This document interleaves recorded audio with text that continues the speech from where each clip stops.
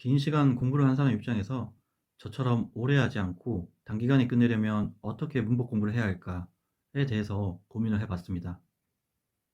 여러 합격 수기를 찾아보신 분들은 아시겠지만 공부 방법은 너무나도 다양합니다.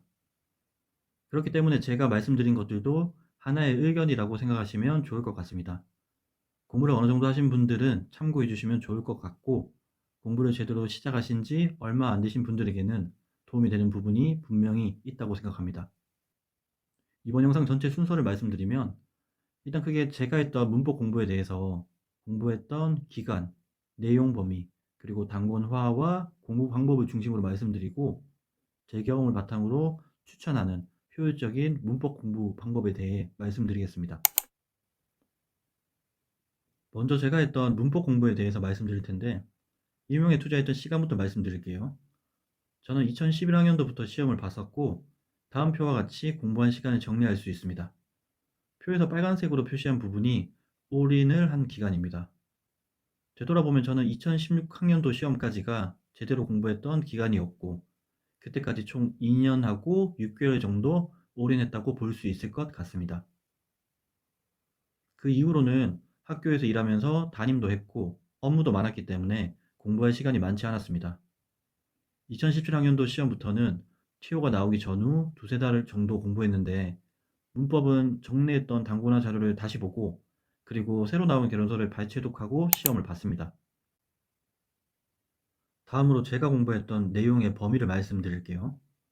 저는 주로 개론서를 보고 공부를 했는데, 제가 봤던 개론서를 정리하면 다음과 같습니다.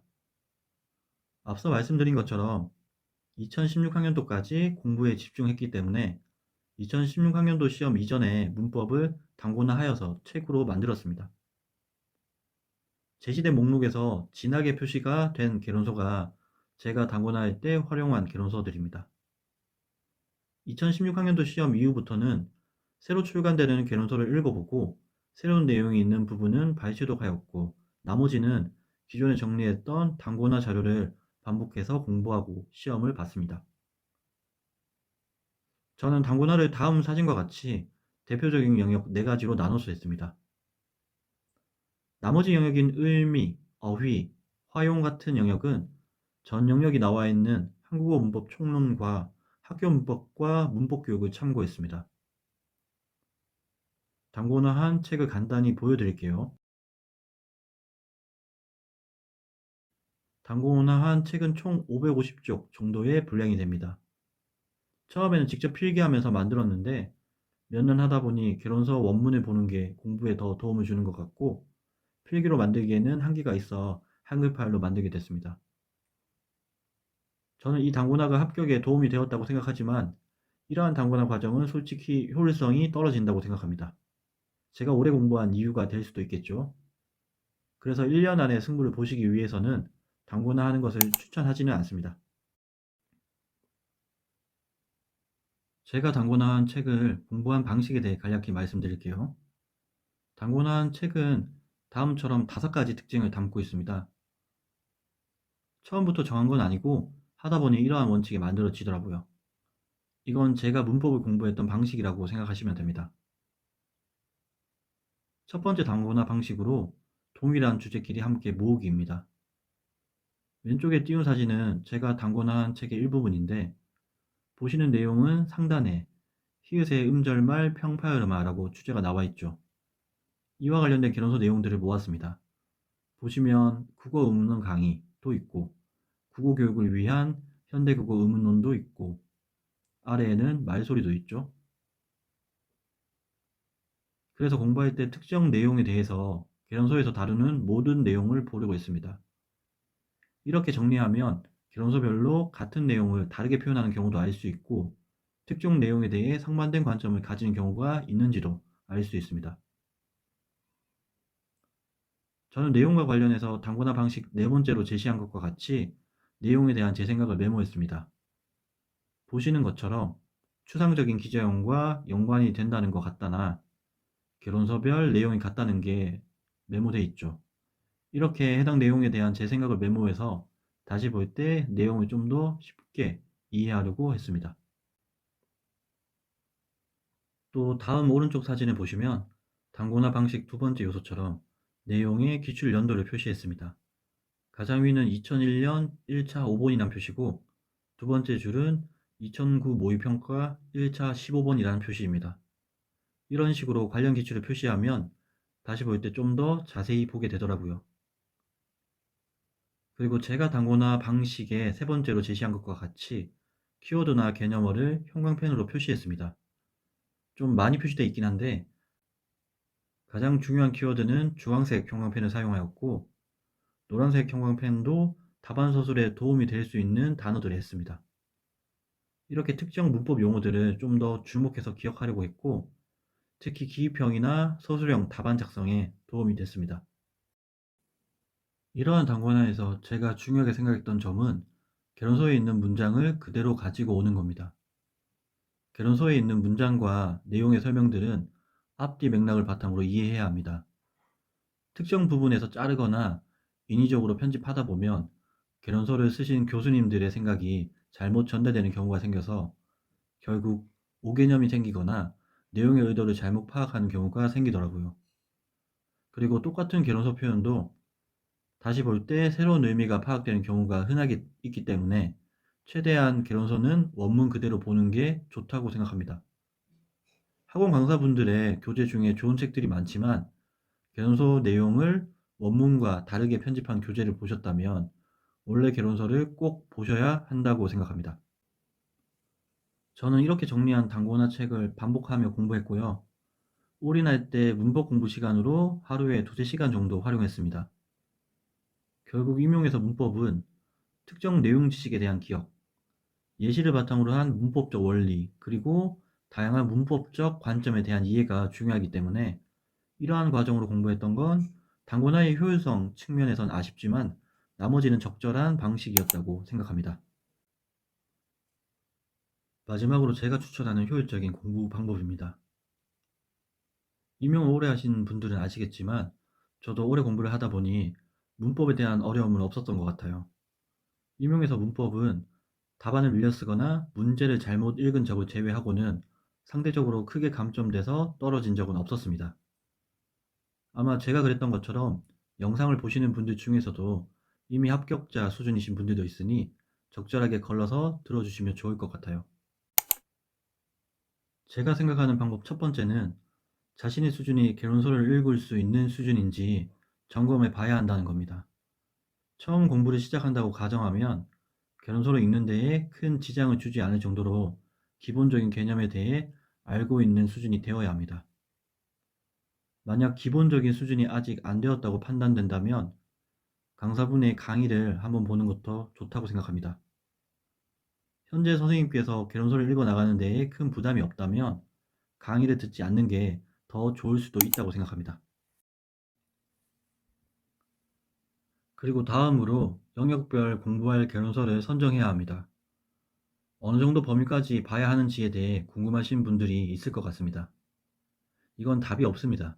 솔직히 말해서 올해 문법이 쉽게 나온다면 개론서를 꼼꼼하게 볼 이유도 없죠. 이와 관련해서 생각나는 게 2014학년도 시험에서 초수로 합격한 어떤 분이 문법은 개론서를 한 번도 보지 않고 유명 강사분의 책만 봤다고 하더라고요. 시험을 준비하는 입장에서 시험 난이도는 어떻게 나올지 알 수 없습니다. 이런 요소는 운의 영역에 들어간다고 생각해요. 저는 합격을 위해 문법 문제는 대부분 맞춰야 한다고 생각하기 때문에 개론서를 꼼꼼하게 보시는 걸 추천합니다. 어떤 개론서를 봐야 하는지에 대해 궁금하실 텐데 2023학년도까지 시험 경향을 고려한다면 다음과 같이 개론서를 보시는 게 좋을 것 같습니다. 의문문은 누구나 보는 국어 의문문 강의고 형태와 문장은 표준국어 문법론과 우리말 문법론 중에서 어떤 개론서가 더 우선될지에 대해 고민을 좀 했는데 최근 기출 문제를 살펴보니까 어려운 문제는 아니었지만 2022학년도 기출에 러브 규칙에 대한 내용이 나왔었습니다.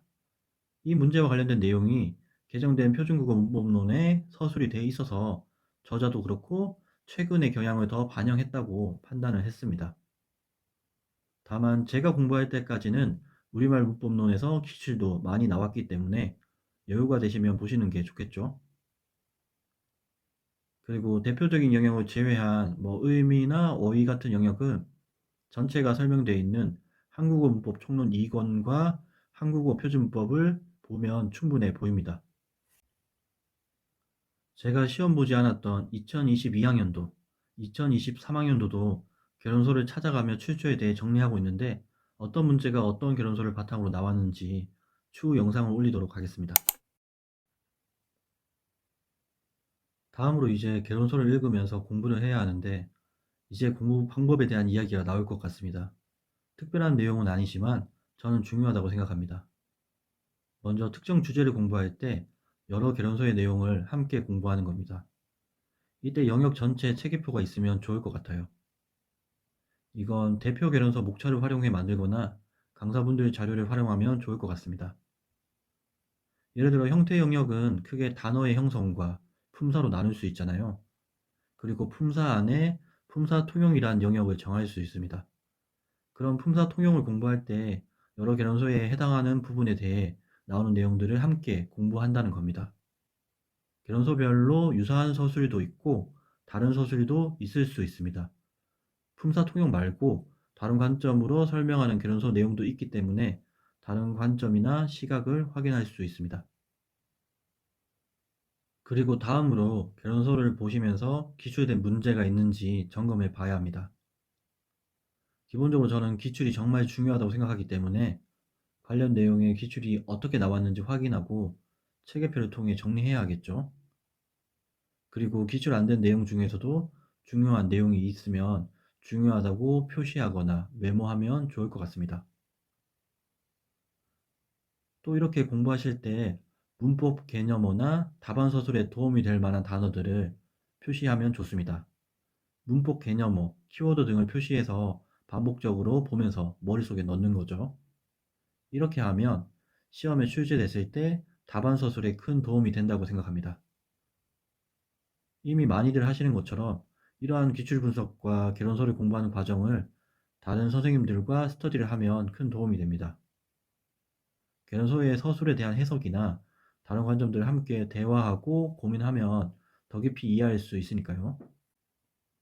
공부하는 과정에서 중요한 점 하나는 이러한 과정에서 중요한 내용에 대한 기억, 그리고 문법적 원리에 대한 이해를 꼭 하셔야 한다고 생각합니다. 특히 학자들마다 의견이 갈리는 내용들에 대해서 어떤 관점과 어떤 관점이 있는지, 그리고 그중 현재 인용에서 대세인 관점 무엇인지를 꼭 찾아보고 정리하셔서 어떤 방식으로 문제가 제시되더라도 문제의 의도를 이해할 수 있어야 합니다. 예를 들어 중세국어에서 선어말어미 오에 대해서 두 가지 관점이 있잖아요. 이러한 관점에서 대해서는 표준 중세국어 문법론에서 지지하는 관점은 무엇이고 또 중세국어 연습에서 지지하는 관점은 무엇인지에 대해 확인하고 이해를 하는 거죠. 그리고 기출에서도 어떻게 나왔는지도 점검하고 내용을 확인하는 겁니다. 그리고 이렇게 전체를 공부하셨다면 남은 기간은 반복하시면 됩니다. 1년을 기준으로 한다면 6월에서 8월 전까지 한번 이렇게 정리를 하시고 나머지 기간은 최대한 회독을 하면 됩니다. 제가 지금까지 말씀드린 내용을 정리하면 화면에 붉은 글씨로 적힌 부분입니다. 제 방법이 100% 옳다고 생각하지 않기 때문에 적절하게 걸러 들으시고 궁금한 점이 있으시면 질문 남겨주세요. 시청해 주셔서 감사합니다.